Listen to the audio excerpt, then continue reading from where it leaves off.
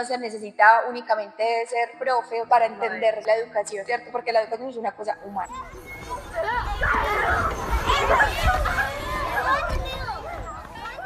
Piensa un momento en tu colegio. El salón, los pupitres en fila, el profesor hablando al frente, todos copiando lo mismo, al mismo tiempo. Durante décadas, ese ha sido el modelo educativo dominante. Pero ¿y si aprender pudiera verse completamente diferente?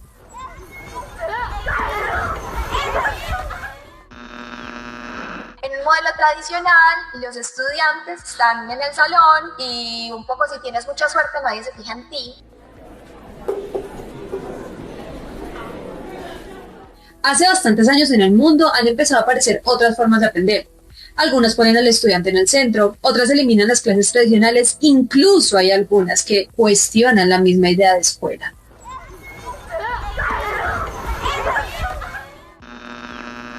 Los modelos como pedagógicos nos invitan a pensar que la educación no es un asunto neutral. Montessori, Waldorf, Reggio Emilia, homeschooling, muchas veces se les llaman modelos alternativos, pero en realidad son algo mucho más complejo que eso.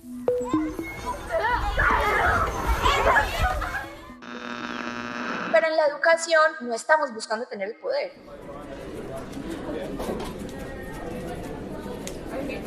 Entonces, la pregunta no es solo cómo se enseña, sino qué idea de aprendizaje está detrás de cada escuela. Para entender mejor todo esto, hablé con María Camila Rendón Fernández, comunicadora social de profesión de la Universidad Pontificia Bolivariana, pero apasionada por la educación, la educomunicación, la cultura y la ciudadanía. Nuestra conversación empezó de una manera muy simple, una pregunta sobre cómo funcionan realmente estos modelos y qué son estos modelos. Y esto fue lo que me contestó.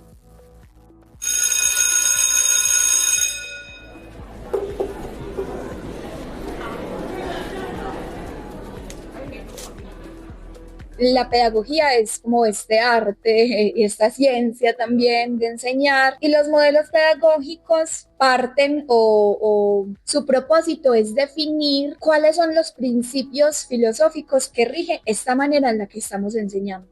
Okay. Y esos principios filosóficos dicen, por ejemplo, ¿cómo entendemos en este modelo a los estudiantes? ¿Quiénes son los estudiantes? ¿Qué función tienen en este modelo?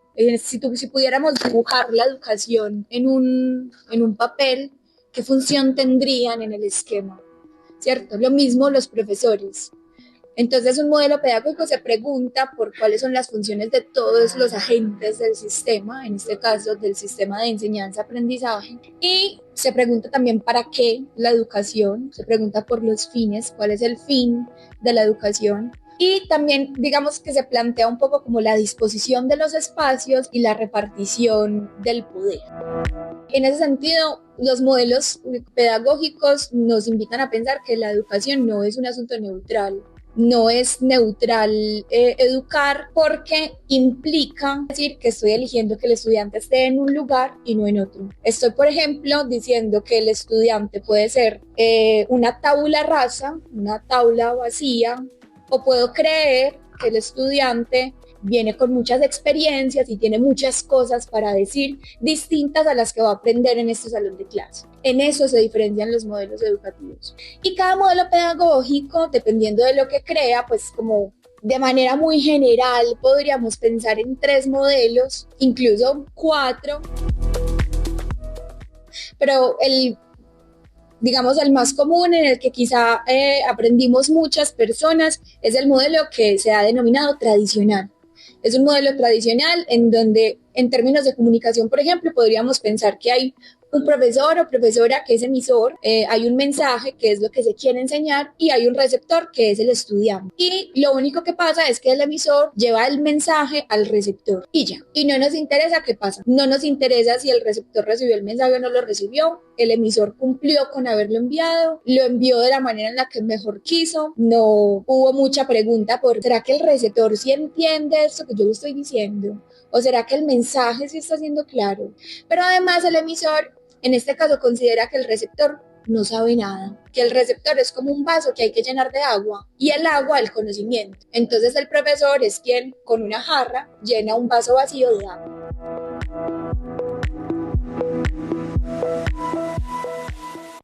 Otro modelo que también es muy usual es el modelo conductista. Uno de los mayores exponentes es Pavlov y es: yo entrego un mensaje o genero algo para que el receptor me entregue una respuesta. Pero no es cualquier respuesta, es la respuesta que yo espero. Entonces, cuando yo te hago un examen y estoy esperando que tú me respondas lo que yo te dije en ese examen, estoy conduciéndote hacia un punto en específico. Yo quiero que tú me digas eso que yo te enseñé, no otra cosa.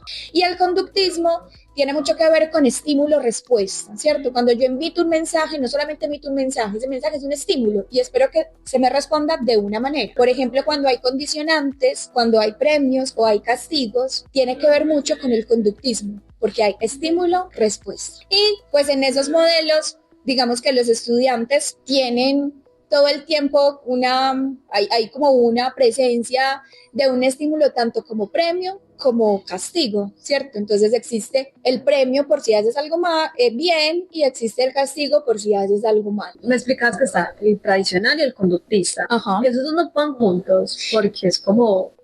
Claro, lo que pasa es que el conductismo bebe del tradicional. El conductismo tiene este emisor y receptor, ¿cierto? Y un mensaje. Pero ¿qué le importa al conductismo? Saber si el receptor sí recibió el mensaje. Esa es la diferencia del tradicional. En el tradicional no necesariamente me importa si tú recibiste el mensaje. En el conductismo yo sí necesito saber si tú recibiste el mensaje, y para eso te pido que me des una respuesta. Te pido que me des una respuesta y yo digo si esa respuesta está bien o está mal. O sea, califico si esa es la respuesta que yo esperaba como emisor, ¿cierto? Yo necesito como emisor controlar la respuesta. Ese es un poco como el conductismo.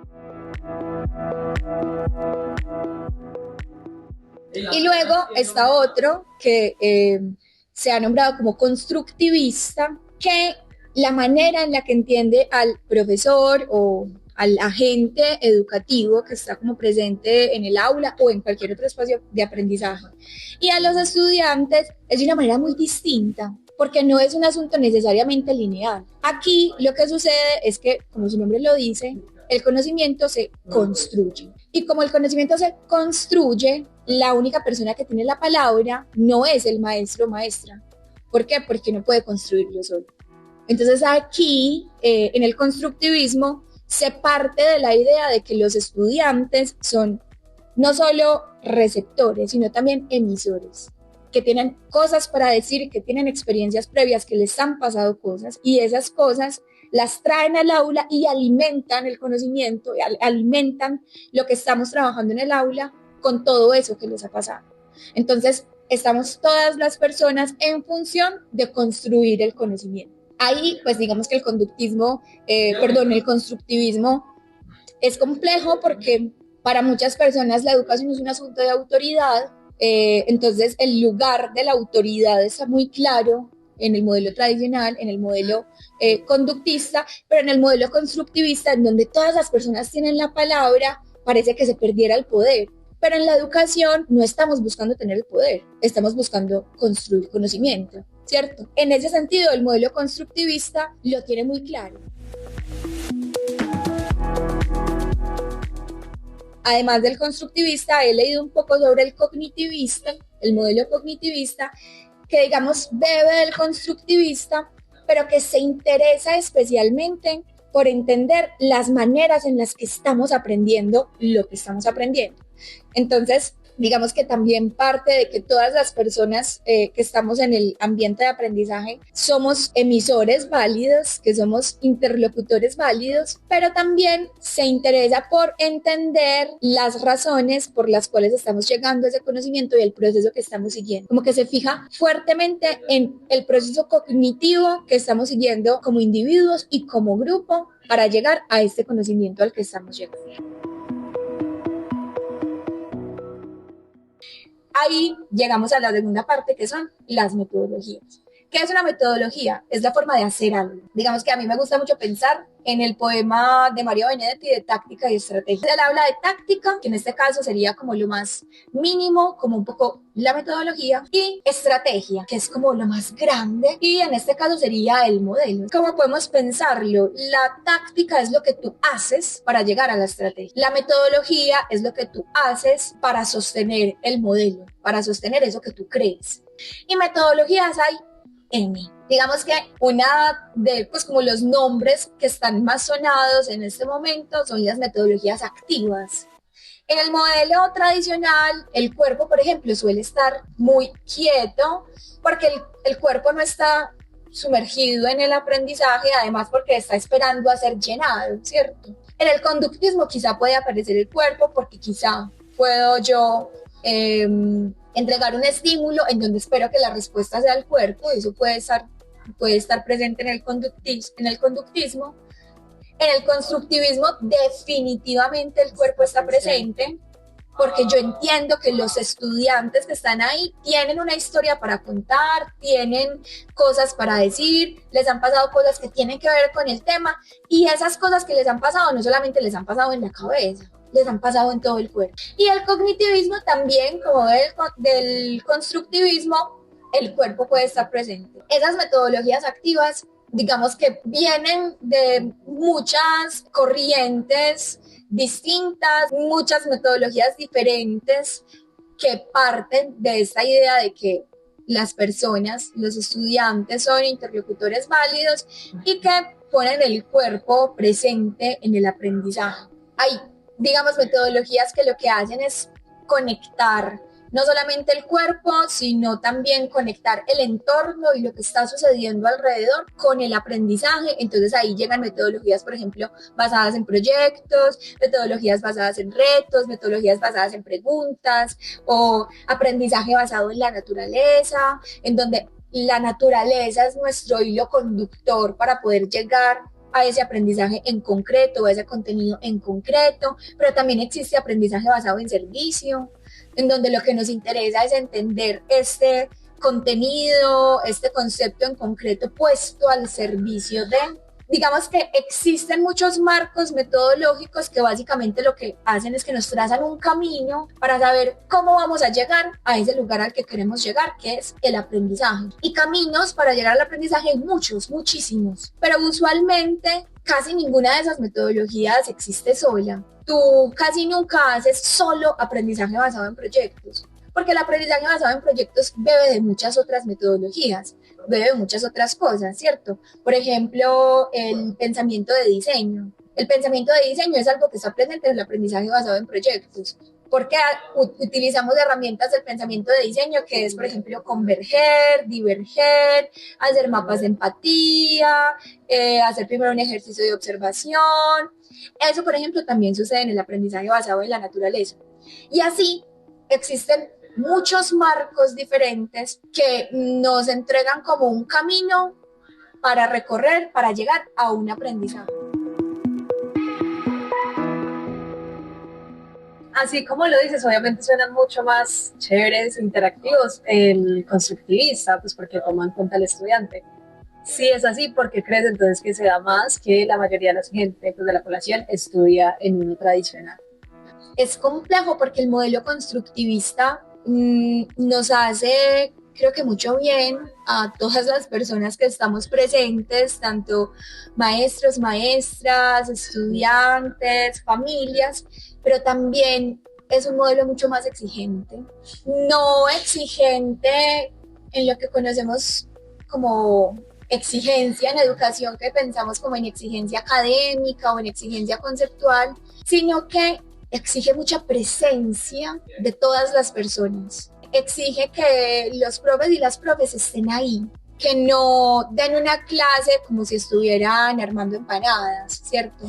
Que no es una cosa mecánica, ¿cierto? En el constructivismo tú tienes que estar presente, porque una cosa es lo que tú planeas y ves en un computador y el contenido que tienes, y otra cosa es cuando llegas al aula y ves que los estudiantes tienen una relación completamente diferente con ese contenido y tú tienes que cambiar la manera en la que vas a llegar a ellos para poder que ese conocimiento sí se construya. Te implica mucho, mucha presencia, mucha energía, mucha flexibilidad también, pero además implica de los estudiantes mucha autonomía, porque en un modelo tradicional los estudiantes están en el salón y un poco si tienes mucha suerte nadie se fija en ti, entonces si tú no hiciste la tarea, pues cierto, hay 30 personas más, 3 personas no hicieron la tarea, 5 personas no hicieron la tarea, no importa, tú eres tú estás borroso, tú eres un número, a ti nadie te está viendo, entonces, pues si tú la hiciste o no la hiciste, parece que no importa. En el constructivismo sí importa. En el constructivismo tú tienes un papel activo y ese papel activo implica una responsabilidad. Pero como somos chicos y chicas y quizá no tenemos en este momento todos los elementos para ejercer una responsabilidad como de una manera tranquila y de manera completamente autónoma, las familias también están implicadas. Entonces no es lo mismo, no tiene el mismo nivel de responsabilidad tener un hijo o una hija en un colegio tradicional en donde el hijo tiene tareas, el niño y la niña tiene tareas y entonces se las ponen y si yo puedo le ayudo a hacerlas, si no busco en internet y simplemente el niño va y lleva la tarea, a cuando el niño también es un agente activo en el aprendizaje en su colegio, y eso me implica a mí que el aprendizaje también se construya en casa. Porque si el aprendizaje se construye en todas partes y el chico o chica llega con elementos previos al aula, esos elementos donde se construye. Y porque para que esto sea posible, digamos que es muy difícil construir conocimiento entre 40 personas en 45 minutos que dura una clase en un colegio regular. Como te digo, como te decía ahorita, los modelos pedagógicos y las metodologías nunca son siempre como las mismas, ¿cierto? Tú en un colegio tradicional puedes encontrar profes que apliquen metodologías activas todo el tiempo. En muchos casos, lo que sucede en el aula es lo que sucede entre profes y estudiantes. Es eso. Claro, hay unas directivas del colegio y hay unas presiones del colegio y unos lineamientos en donde puede que al profe o a la profe le pongan como unos condicionantes o no, pero más allá de eso, lo que sucede o el verdadero modelo de pedagógico y las metodologías de aprendizaje que tú estás viviendo no están precisamente marcadas por el modelo en el que se inscriba la institución, ni por la metodología que la institución esté diciendo que va a hacer. Es por lo que ocurre en la presencia como viva del espacio de aprendizaje, el profe y los chicos y las chicas. Eso es lo que verdaderamente hace que las cosas funcionen y no funcionen. Y también voy a decirte otra cosa. En el papel podemos inventarnos cosas increíbles. Y en la práctica hay cosas que son muy difíciles de llevar a cabo. Y por ejemplo este asunto como de estar dentro de un sistema que tiene consecuencias, que las consecuencias son muy claras, es algo que en el constructivismo cuesta mucho.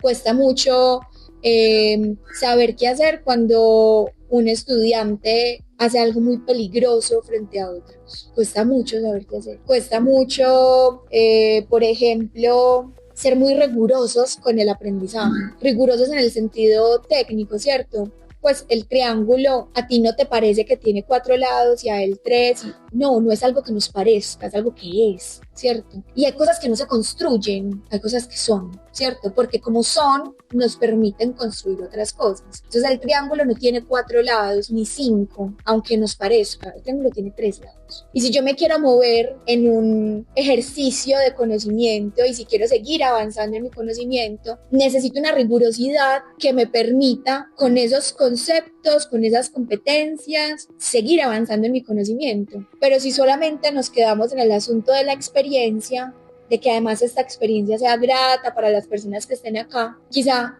la experiencia es grata, pero yo no me quedo con nada. Yo no me quedo con ningún conocimiento que me ayude a seguir subiendo la escala y profundizando en los conceptos que me interesa profundizar. Entonces ahí también hay riesgos. Esto es un asunto de personas. O sea, la educación es un asunto de personas. Y como las personas, a veces tenemos días buenos, a veces no tenemos días tan buenos, a veces estamos muy comprometidos con algo, a veces no. A veces estamos aplicando una metodología que no entendemos y por lo mismo cuando llegamos a aplicarla no tiene mucho sentido. O sea, depende de tantas cosas, depende del contexto, pero también de quién esté en ese contexto llevando esa metodología a la vida. Y por lo mismo puedes tener personas que hayan tenido una muy buena experiencia en metodologías activas, en colegios con modelos constructivistas, y otras que hayan tenido una experiencia pésima. Como puedes tener también personas que hayan tenido una experiencia pésima del modelo tradicional y otras a las que les haya encantado. Porque además hay otra variable, y es las maneras en las que aprendemos las personas. No todas las personas nos acercamos al conocimiento de la misma manera, ¿cierto? Hay personas, por ejemplo, que son más teóricas y les gusta entender el concepto desde lo teórico para luego entender cómo funciona, cómo se experimenta con eso, qué puedo hacer al respecto. Hay personas que, por el contrario, primero necesitan saber para qué sirve, para luego conectarse con la teoría. Pero luego hay otras personas que necesitan tocar lo que sea que haya que tocar para luego entender para qué sirve, para luego entender la teoría. Y hay personas que primero se preguntan, pero ¿y esto de dónde viene? Para luego conectarse con el aprendizaje y decir, teóricamente es esto, funciona para esto, yo podría experimentar así y así. Entonces, la comunicación es un asunto humano, la educación también. Y depende del entorno, del contexto, depende de quién la esté llevando a cabo, pero también depende, como en la comunicación, de quién recibe. Porque ese que recibe, no solamente recibe, siempre está volviendo a dar, sea que lo tomemos en cuenta o no. Y por eso, cuando pensamos en, pucha, ¿y cuál elijo? Creo que pensar en esas variables es muy importante. Pensar en cómo aprende nuestro hijo, nuestra hija, cuáles son las maneras o estas metodologías que el colegio utiliza pero no solamente el colegio, porque el colegio puede decir una cosa, pero lo que pasa en el salón de clase es lo que el profe o la profe logre hacer, quiera hacer, intencione hacer, y lo que sucede en el contexto es otra.